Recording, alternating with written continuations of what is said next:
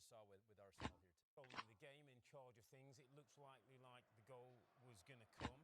Second half, I don't know quite what happened. Villa were better. Arsenal played with less energy, with less pace. There was always that threat that we talked about at half-time, and they get the goal. It was a very Unai Emery-type performance. His team were well set up. They've hit them on the counter-attack with the goals. It's the double that they've done over Arsenal, so it's not by chance. It's well constructed.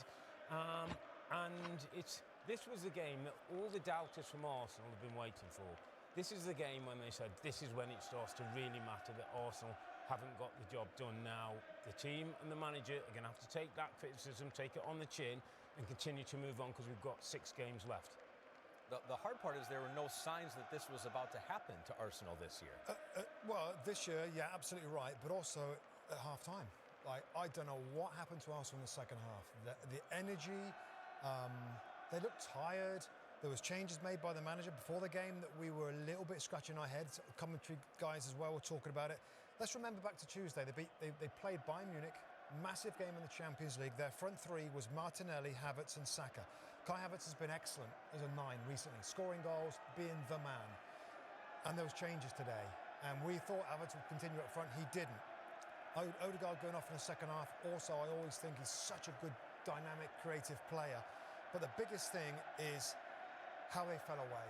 And, I mentioned it a few weeks ago about the Champions League and how it might affect Arsenal and whether they change, whether they don't change. Aston Villa had a game, by the way, Thursday. Yeah, they had a game. And it's pretty much the same team.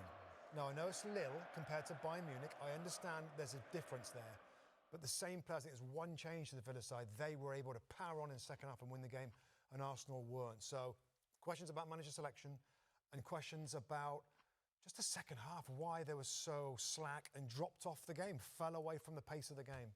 Isn't it now, though, about the reaction from Arsenal? This has happened. It's been a bad day. It's been a bad second half. People are going to make criticisms. I think Graham and John talked about it in the commentary. It's about the reaction of what happens next. Yes, they've got Champions League. They've got important 6 Premier League games as well if they're going to stay part of this title run. Take us inside that Manchester City text chain that was developing as they were watching the action. Well, it's just an incredible weekend. It's a pivotal weekend in the Premier League title race that we've loved over the last recent months. Now, 2 points ahead. They've got to lose a game. They've got to draw a couple of games, maybe one. Others have got to win out. Arsenal have still got to play Chelsea, Tottenham, Manchester United. They've got to win every game now, the other 2 teams, and that's not easy to do.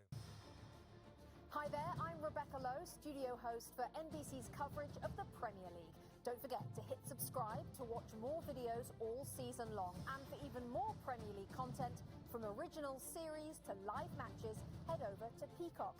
And be sure to tune in for Premier League mornings every weekend on USA Network and on Peacock. We will see you there.